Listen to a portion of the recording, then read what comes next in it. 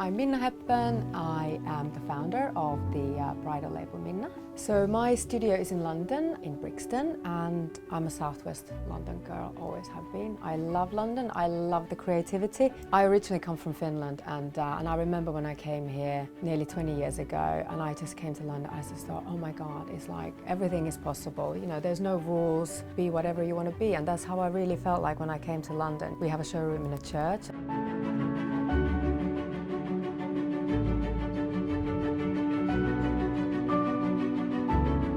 When I started the business, I had a few principles in my mind. I really wanted to be able to manufacture in the UK, so make the business working. And the other one was the recycling element, because I really felt strongly about being able to reuse the material, you know, not throwing it away, but being able to reuse it for the garments and also make it a little bit more personal, which I really think works in bridal.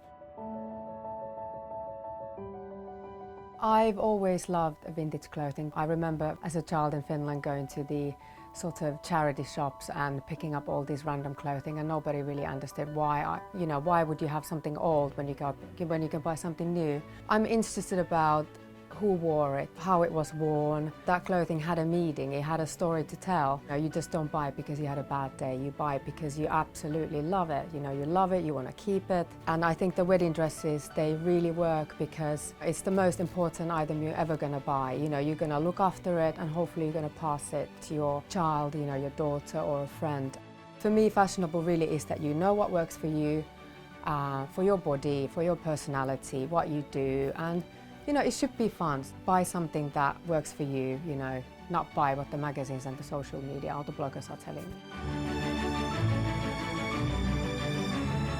We often really focus on the production or the materials, but I think it kind of comes down to the consumer as well, because at the end of the day, we are driving the force. It's the big companies, they respond to our demand. And I think why the bridal really works well for me is that I am not creating that kind of multi-consumerism. It's for the one dress that you're going to love and cherish. It's a process that you've really thought about it.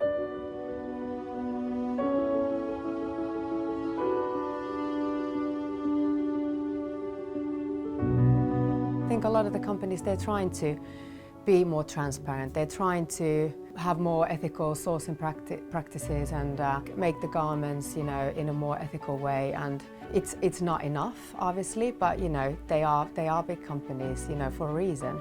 But at the end of the day, the demand is our fault. We drive the whole industry. So do you need that 15 dresses in your wardrobe? Could you borrow something from somebody? Rather than always blaming everyone else, I think we really need to think about and start thinking about how we want to consume.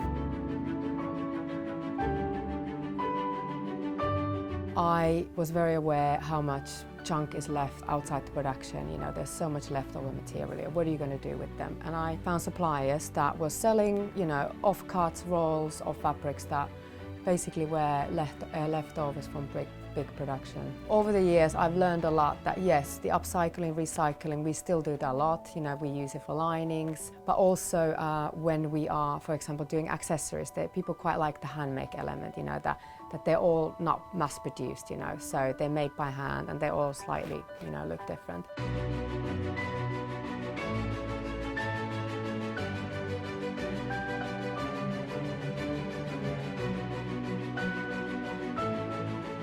This dress is just one of the good examples how we like to work. So basically we got lots and lots of garbage bags downstairs that we fill up with any of the offcuts, and a lot of it we use for embellishing. All our accessories is made from offcuts. We've got some beautiful lace fabrics that we use, you can cut around, and this dress is one of the good options. So basically you know, the beauty of it that it's very personal. You know, every single dress is going to look slightly different, and this is one of is a beautiful silk cape, and it was just one of our ideas. You know, we often sit down together as a team, and you know, as our garbage bags grow in size, we think, oh my God, we need to start thinking about, you know, what we're going to do with the growing amounts of surplus fabrics, and this is one of the good examples. So it's a cape, you can wear it over the dresses, And the beauty of it, so it is all 100% recycled fabrics. You can still mass produce it.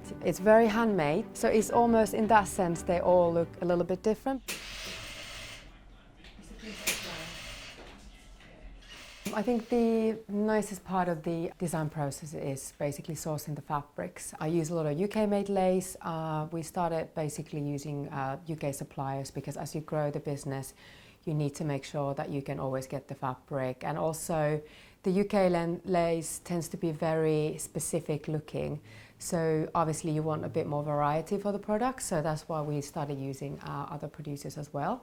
I use a organic silk, which is certified by the Soil Association certification. And I think the way we also work is very different because I don't come from the design background. I don't sit and spend days sketching. A lot of the designs are basically comes from the customers themselves because at the end of the day we are selling for them, they know what they need, and then most of the time we just see a beautiful fabric and we're like, oh my god, we need to use this. You're always playing with ideas and we're always adding new designs into the collection and taking some out, so it's a nice organic process.